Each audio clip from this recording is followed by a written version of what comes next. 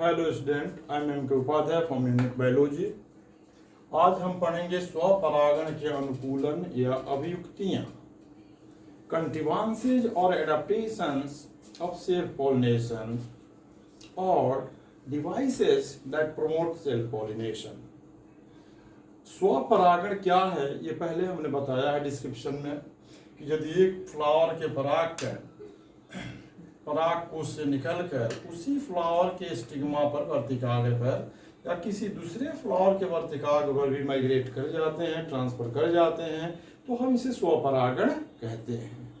तो अभियुक्ति का माने, अनुकूलन का माने क्या हुआ? वह फेवरेबल कंडीशन जिसकी सहायता से अधिकांशतः फ्लावर जो हैं वे स्वपरागित होते हैं। अधिकांशतः फ्लावर्स में स्वपरागण की ही क्रिया होती है, यही अनुकूलन हुआ। या फिर वह कौन उपाय है, कौन सी युक्तियां हैं जिनकी सहायता से पौधों में अधिकांशतः स्वपरागण की ही क्रिया संपन्न होती है। तो उसमें पहला पॉइंट हम लेते हैं सहपक्वता या समकाल पक्वता, जिसको हम कहते हैं homogamy. Homo means same, gamos means fusion, मिलन, मैरिज।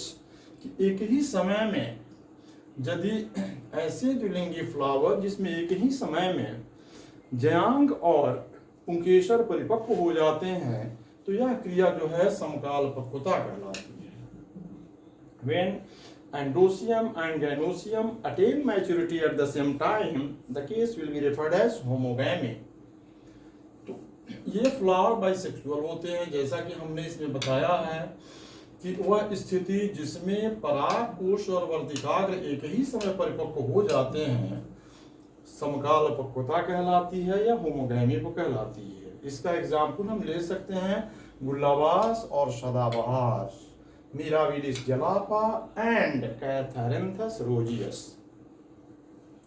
उसके बाद दूसरा पॉइंट है द्विलिंगता, बाइसेक्सुअलिटी। ऐसे पुष्प जिनमें कि एंड्रोसियम और गाइनेसियम, जयांग और पुंकेसर एक ही पुष्प में पाए जाते हैं, तो ऐसे पुष्पों को द्विलिंगी पुष्प कहते हैं या परफेक्ट फ्लावर कहते हैं, या उसको इंटरसेक्सुअल फ्लावर्स भी कहते हैं। तो चूंकि फ्लावर द्विलिंगी है तो साथ साथ ही जयांग और पुंकेसर पाए जाते हैं, तो स्वाभाविक है कि पराग कोश से परागकण झड़ेंगे और उसके जयांग पर माइग्रेट कर जाएंगे, ट्रांसफर कर जाएंगे, उनका डिपोजिशन हो जाएगा।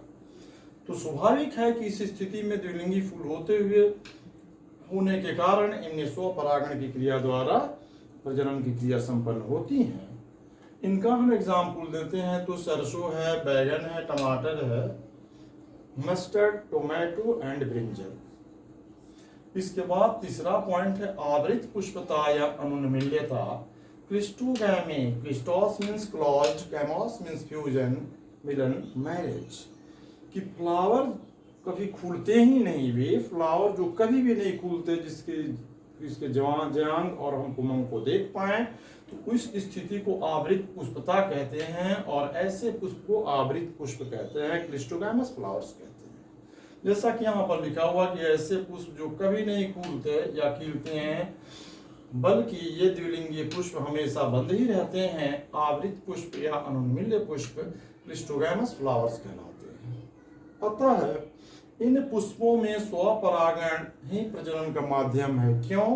क्योंकि फ्लावर बंद है, और फ्लावर बंद है तो पराग कोश से परागकण निकलेंगे और उसी पुष्प के जयांग के स्टिग्मा पर माइग्रेट कर जाएंगे, डिपोजिशन उनका हो जाएगा। बाहर से यदि पॉलन ग्रेन्स आते हैं तो ये बंद फ्लावर है, तो बंद फ्लावर है तो प्रश्न ही नहीं उठता कि इनमें क्रॉस पॉलिनेशन या परपरागण होगा। हम एक बार इसको फिगर से भी और अच्छा से समझेंगे।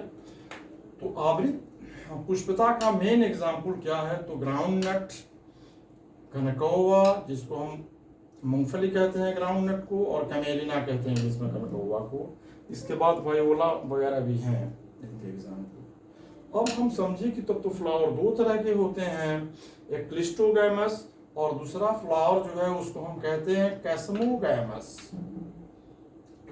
अनावृत पुष्प। ये ऐसे पुष्प हैं जो कि खिलने के बाद एक्सपोज कर जाता है, इनका सेक्स ऑर्गन एंड्रोसियम और गैनेसियम दिखाई देता है, ये खुला रहते हैं, तो हम उसको कैस्मोगैमस फ्लावर कहते हैं।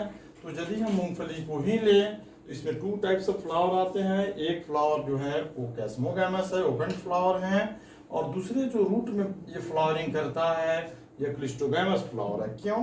क्योंकि ये मिट्टी के अंदर है, यदि खुलेगा तो इन्फेक्शन होगा, कीड़े मकोड़े खा जाएंगे, तो ये बंद ही फ्लावर रहता है। और चूंकि ये द्विलिंगी पुष्प है तो आसानी से स्वपरागण यहाँ से परागकण निकले और यहाँ झड़ जाते हैं और स्वपरागण की क्रिया संपन्न हो जाती है। इसके बाद है बड पॉलिनेशन, कलिका परागण।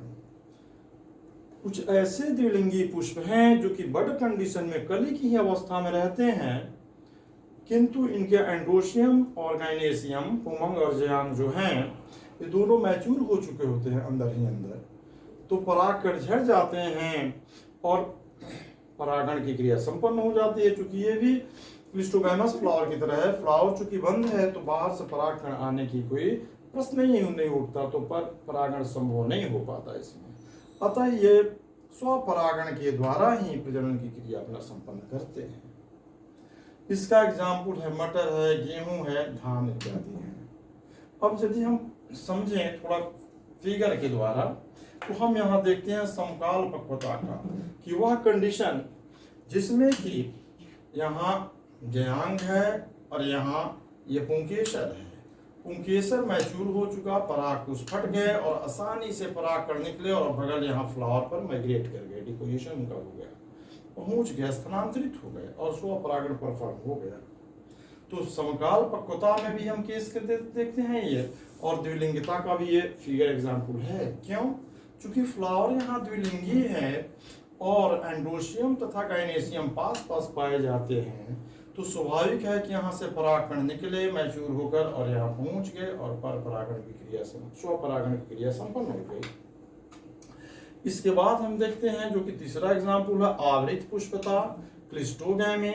तो हम कहें कि फ्लावर 2 टाइप्स के होते हैं। एक ऐसे फ्लावर जो कि हमेशा ओपन हो जाते हैं, गाइनेसियम एंड्रोशियम हम देखते हैं उनका, तो हम इसको अनावृत पुष्प या कैस्मोगैमस फ्लावर्स कहते हैं। तो इनमें तो परपरागण भी हो सकता है, स्वपरागण भी होने की संभावना है, लेकिन ठीक इसी प्लांट के रूट में जो फ्लावरिंग यहाँ हुआ है, ये फ्लावर हमेशा क्लिस्टोगैमस हैं, कवर्ड फ्लावर हैं। तो स्वाभाविक है कि इस बाइसेक्सुअल फ्लावर में यहाँ से पॉलन ग्रेन्स निकलेंगे और यहाँ आकर स्थानांतरित हो जाएंगे जयांग के वर्तिकाग्र पर, और स्वपरागण ही होगी। क्योंकि ये बंद है फ्लावर, तो बाहर से पॉलन ग्रेन्स आने का कोई प्रश्न ही नहीं। इसी तरह बड पॉलिनेशन का एग्जाम्पल ले तो हम क्या देखते हैं कि फ्लावर जो है ये बड के कंडीशन में है, लेकिन इनके पुंकेसर और जयांग परिपक्व हो चुके हैं अंदर ही अंदर, और परागकण यहाँ से झड़ते हैं और स्वपरागण की क्रिया संपन्न हो जाती है। हम आशा करते हैं कि आप समझे होंगे जो भी पढ़ाए, और हम एक और बात कहेंगे कि अच्छी तरह से इसको जितना हम पढ़ाए समझें, तो प्लीज शेयर कीजिएगा, सब्सक्राइब कीजिएगा, लाइक कीजिएगा।